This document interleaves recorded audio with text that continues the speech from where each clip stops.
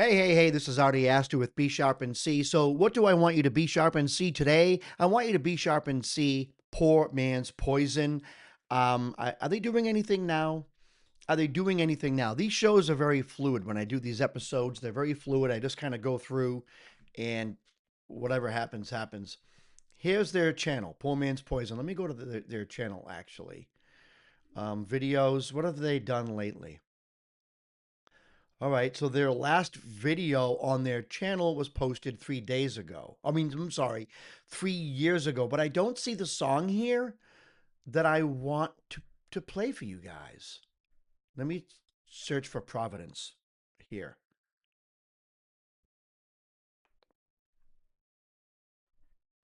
Poor Man's Poison, come on down. Poor Man's Poison. So Providence isn't here.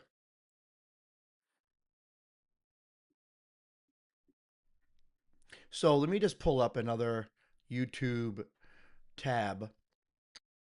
Yes, I use Brave. Poor Man's Poison. Providence. I really can't spell. 25 million views.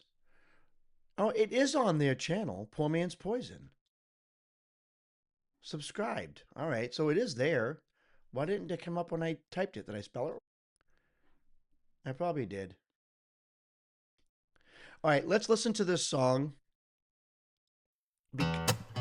because for a lot of reasons. Number one, this lead singer sounds exactly like one of the singers from the Dead South. Got a little bit of a scratchiness, a raspiness, a thickness to his voice, but at the same time, it's very, very fluid, very beautiful, and somewhat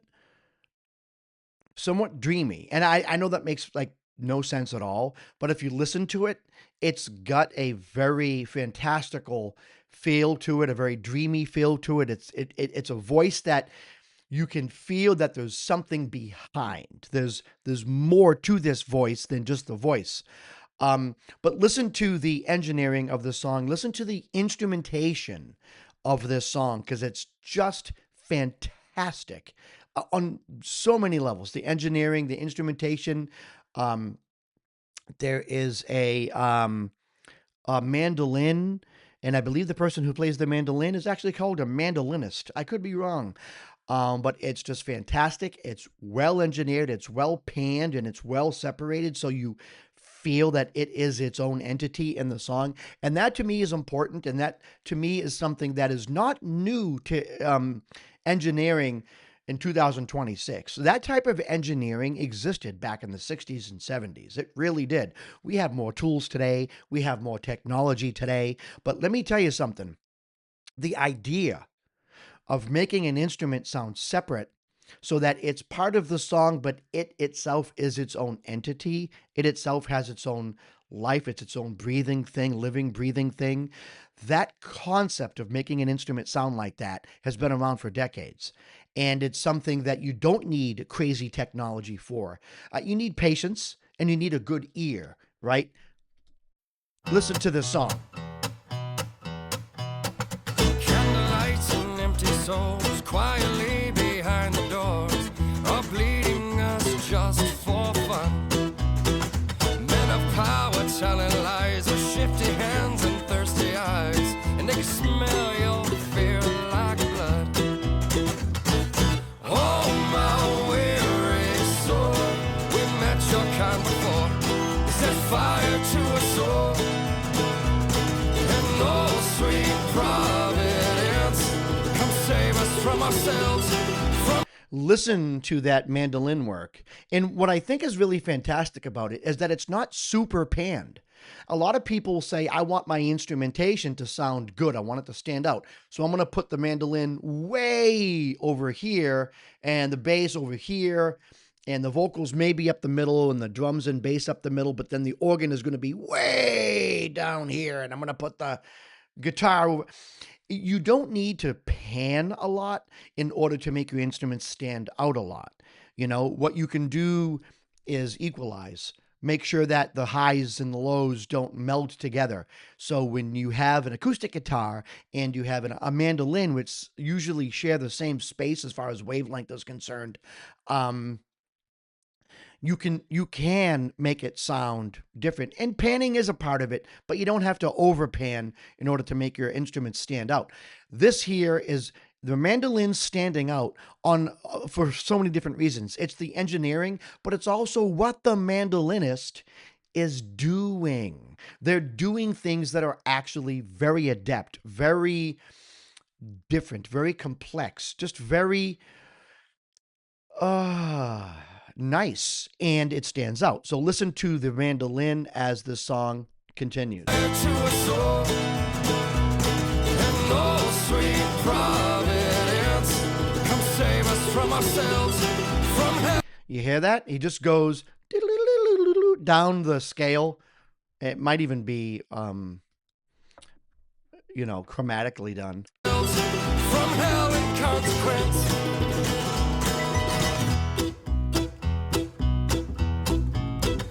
Feed the rich and kill the poor. Turn out the lights and just ignore what's going on outside. The beating hearts of the depraved. We've turned the people into slaves, and we've given up before we've even tried.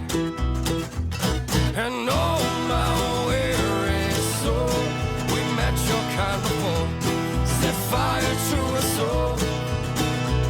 And oh, sweet Providence, come save us from ourselves, from hell.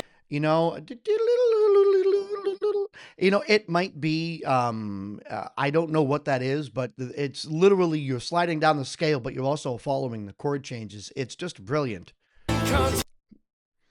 It might be like a 4 to a 2 to a 1 type of thing, where you can follow the 4-5-1 if you're doing a major 5, even a regular 5, like a minor fifth. The 2 is still in it. You don't have doesn't matter if you do a flat 7, so you can do like a 4, flat 3, 2, 1, and just go right to. I don't know what they're doing, but the mandolinist is phenomenal in this. And one of the reasons, it's the mandolinist and the engineering that really just amazed me, because you have acoustic guitar, but the acoustic guitar is panned a little to the left, whereas the mandolin is a little bit to the right, which is brilliant, but it's not overdone. But they rely a little bit more on engineering and playability to make the instruments stand out. And it's phenomenal. And this singer's voice is just phenomenal.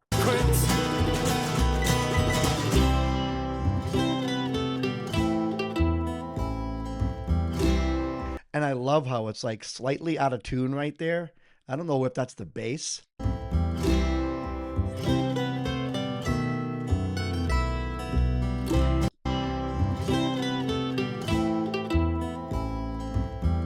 It's the bass, I think.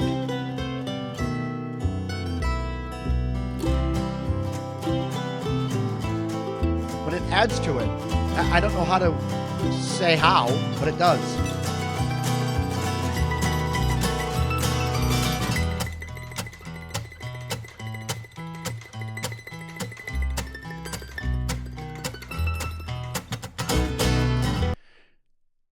Wow. This is a breakdown that is broken up. Like, listen, it continues.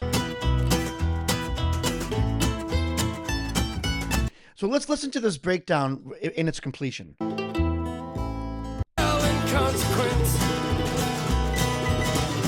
It starts at 123.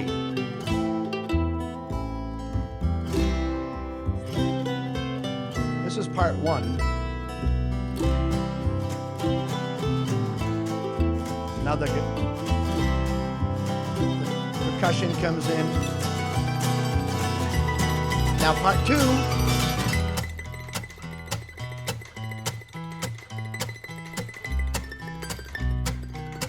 Ready? Part 3.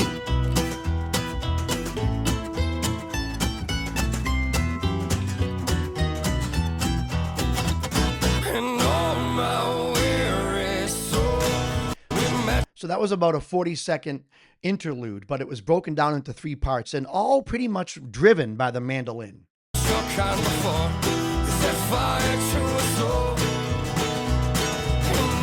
Backing vocals on the right air, phenomenal. Come save us from ourselves.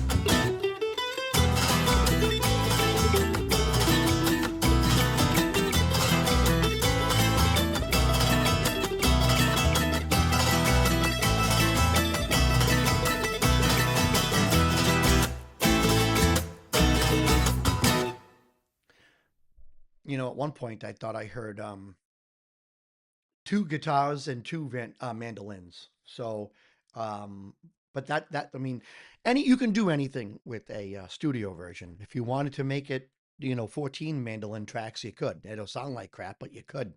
Um, this was Poor Man's Poison, folks. Poor Man's Poison, the song Providence. Um, this video has been out for 3 years, right? Um,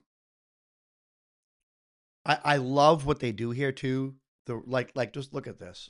My face is gonna get cut in half, but it's okay. The writer Ryan Hacker, writer Dustin Medeiros. Oh, with an I, so he's probably Brazilian or Portuguese. Dustin Medeiros, Michael Jacobs, Thomas McCarthy. So, um, phenomenal, phenomenal. I subscribed to them. I suggest you guys do the same if you like the dark country genre or the gothic, southern goth genre or outlaw country. It has a lot of names. I prefer dark country because it's country and dark is one syllable. So you could call it you can call it outlaw country. You can call it southern gothic. You can call it Americana or Gothic Americana. It has a million names, but dark country is just the easiest to say. So I just call it dark country. And the reason why I like the fact that the word country is in there is because I believe wholeheartedly it is a genre of country. You know, you have country, and then you have under it, you have like folk and other types of genres. Some people might even argue, no, no, no, no, no. Folk is the umbrella, and under it, you have country. Because if you go back decades, the idea of folk kind of comes first, almost. But well, let's Google it. Ready? Let's see what Gemini says. Let me ask Gemini. Here I am on their website here, but on to the right, I have Gemini. What came first, country or folk? Now, call me what you will. Folk music came first, you see? In fact, country music evolved directly out of traditional folk music. So that's why I say some people, country music emerged in the 20s in the rural southern United States, originally referred to as hillbilly music. Early recording companies began capturing rural southern folk musicians, string bands, and la di da di da. But folk music comes from the 1800s, and believe it or not, even in the 17th to the 19th centuries, as European immigrants came over. So this is something that I always find to be amazing is that like there are people out there who say, well, why is like I love the heavy horses, right? It's a guy, Justin Mahoney. He's from I believe New Brunswick, Canada, and people will say, well, no. Why is a Canadian singing about American country, Americana, dark Americana? Like, why is someone doing that? Well, a lot of the best modern dark country comes from Canada and, believe it or not, even parts of Scandinavia and Europe, right? But it kind of came from that in the 1800s anyways, because they were playing folk music in the United States. And then in the 1900s, it turned into country. It's just that today country is super popular. So people put it as the umbrella and then everything else underneath it, like folk and Americana and country rock and dark country and other types of music. But really, when you stop and analyze it, folk came first. Um, and I believe the word folk actually has the meaning of it coming from the people, a more of a communal or a communital or societal type of music, right? Um, I could be wrong. I mean, I could look it up. Like, what does the word folk mean? What does the word folk mean in folk music? All right, let's do it again. Half my face. Here we go. Wabam. In folk music, the word folk comes from the common people or of the people. It comes from the old Germanic and English roots volk or folk. and is used to describe music that belongs to everyday working people rather than formal institutions. A freaking men, right? And we have dark country today, which is like this weird derivative of folk, but it's fantastical and it's almost gothic in nature, and it's darker in the sense of people who write a lot of dark country put what they have inside them, the darkness inside them, into the music. But if you talk to them in real life, they're not dark people. They're actually very peaceful people. And I would argue that they're peaceful because they take their anger and their hatred out on the piano or the guitar or the mandolin. They don't take it out on people. So that's why I would argue that they are more peaceful. But, anyways, I don't know. Do you have a band that is like folk music or dark country that you think that I should feature on the show? Please put it here in the comment section below, and I will make an effort to listen to it and do an episode about it. But until next time, this is Artie Astor from B Sharp and C.